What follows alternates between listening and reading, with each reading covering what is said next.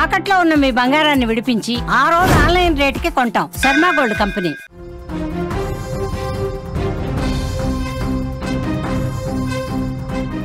కూకట్పల్లి సహస్ర కేసులో కొత్త విషయాలు బయటకు వస్తున్నాయి. కోర్టు అనుమతితో బాలుడిని విచారించారు. దొంగతనం కోసం వచ్చి హత్య చేసినట్టుగా కాదని చెప్పి పోలీసులు విచారణలో వెల్లడైంది. బ్యాట్ కోసమే సహస్ర ఇంట్లోకి ఆ బాలుడు ప్రవేశించాడు. సహస్ర అరవటంతో భయపడి కత్తితో దాడి చేశాడు. దొంగతనం కోసం వచ్చి చేసిన హత్య కాదని వెల్లడైంది. ఆవేశంలో జరిగిన కేసుగా పోలీసులు దీన్ని నిర్ధారించినట్టుగా తెలుస్తోంది.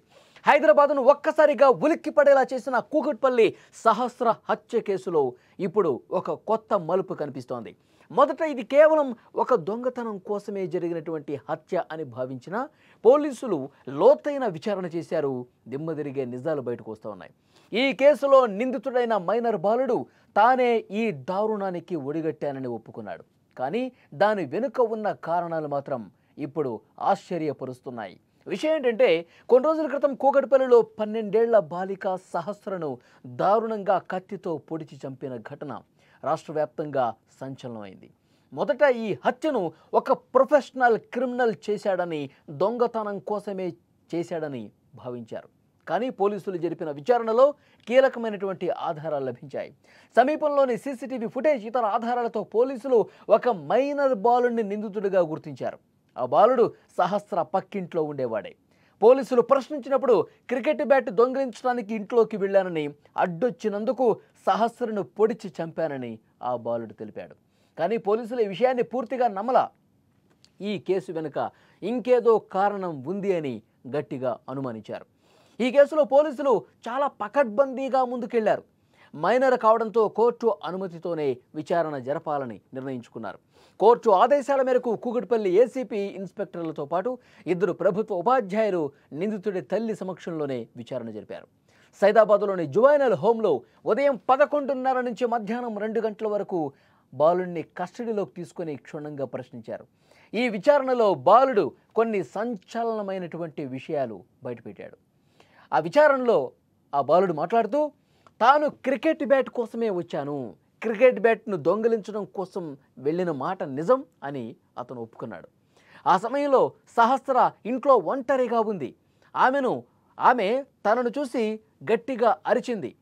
ఈ విషయం ఎక్కడ బయట వ్యక్తులకు తెలుస్తుంది? కింద ఉన్నటువంటి ఫ్లాట్స్ వాళ్ళు కావచ్చు, పక్కింట్లో వాళ్ళకి ఆమె గట్టిగా అరవటంతో అరవద్దని చెప్పి నేను హెచ్చరించాను. అయినప్పటికీ ఆమె అరుస్తూనే ఉంది. ఒక్కసారిగా నాకు భయం వేసింది, ఆవేశం వచ్చింది. అందుకే నేను వెంట తెచ్చుకున్నటువంటి ఆ కత్తితో పొడి చేశానని చెప్పి పోలీసుల విచారణలో ఒప్పుకున్నాడు. దొరికిపోయాను అన్న ఆందోళనతో ఆ క్షణంలో ఏం చేయాలో తెలియక తాను పక్కనే పెట్టుకున్నటువంటి కత్తితో సహస్రను దారుణంగా పొడిచి చంపినట్టుగా విచారణలో ఒప్పుకున్నాడు. ఇది ముందుగా ప్లాన్ చేసుకున్న హత్య కాదు, నేను చంపాలన్న ఉద్దేశంతో అక్కడికి వెళ్ళలేదు, ఆమెను చంపటం కోసం మాత్రమే నేను ఆ ఇంట్లోకి వెళ్ళలేదు అని చెప్పి పోలీసుల విచారణలో అతను మాట్లాడాడు. ఈ కేసులో బాలుడు వెల్లడించిన ఈ సమాచారాన్ని పోలీసులు మొత్తం కూడా రికార్డు చేశారు. త్వరలో ఈ నివేదికను కోర్టుకు సమర్పించబోతున్నారు. కోర్టు ఈ కేసుపై ఎలాంటి నిర్ణయం తీసుకుంటుందో చూడాలి. మొత్తం విచారణలో పోలీసులు, ఇన్స్పెక్టర్లు, అక్కడ ఉన్నటువంటి పోలీసు ఉన్నతాధికారులు, ఉపాధ్యాయులు వీళ్ళందరి సమక్షంలో విచారించినటువంటి సందర్భంగా మొత్తం ఆ రోజు ఏం జరిగింది, ఉదయం నుంచి ఈ ఘటన చేసే వరకు, ఆ తర్వాత ఏ విధంగా ఇంటికి వెళ్ళాడు, ఏం చేశాడు, మొత్తం కూడా పూసగుచ్చినట్లు పోలీసులకి వెల్లడించాడు. నేను వెంట కత్తి తీసుకెళ్ళాను వాస్తవమే, కానీ నేను బ్యాట్ కోసం వెళ్ళాను. ఆ బ్యాట్ అంటే నాకు చాలా ఇష్టం, నేను రెగ్యులర్గా క్రికెట్ ఆడుతూ ఉంటాను ఫ్రెండ్స్తో. ఆ బ్యాట్ కోసం వెళ్ళాను. ఆ బ్యాట్ తీసుకొని వస్తున్న క్రమంలో సహస్ర నన్ను చూసింది, గట్టిగా అరిచింది. నన్ను కింద ఉన్నటువంటి వాళ్ళతో ఎవరైతే ఉన్నారో వాళ్ళకి అప్పగిద్దామని చెప్పి గట్టిగా అరుస్తూ నా చొక్కా పట్టుకుంది. వెంటనే నేను నాతో పాటు తెచ్చుకున్నటువంటి ఆ కత్తితో ఏం చేయాలో నాకు తెలియలేదు. ఒక్కసారిగా మా ఇంట్లో వాళ్ళకి తెలిసిపోతుంది నేను దొంగతనానికి వచ్చినట్టుగా, బ్యాట్ కోసం వచ్చినట్టుగా. ఇక బయట వ్యక్తులకు తెలిసిపోతే ఆ ఆందోళనతోనే, ఆ భయంతోనే నేను ఈ విధంగా దాడి చేశాను, కత్తితో పొడిచాను. అసలు ఆ టైంలో నేనేం చేస్తున్నా కూడా నాకు తెలియలేదు. ఆ విధంగా కత్తితో పొడి చేసి నేను వెంటనే ఆ కత్తి అక్కడ కడిగేసి వెళ్ళిపోయాను మా ఇంటికి వెళ్ళిపోయాను. తర్వాత రక్తపు మరకలు ఉన్నటువంటి నా ప్యాంట్ షర్ట్ను కూడా తీసేసి వాషింగ్ మిషన్లో వేశాను. తర్వాత యథావిధిగా అప్పుడే నేను నేను పెంచుకున్నటువంటి ఒక జంతువుని అక్కడ తీసుకెళ్ళాను, కుందేల్ని.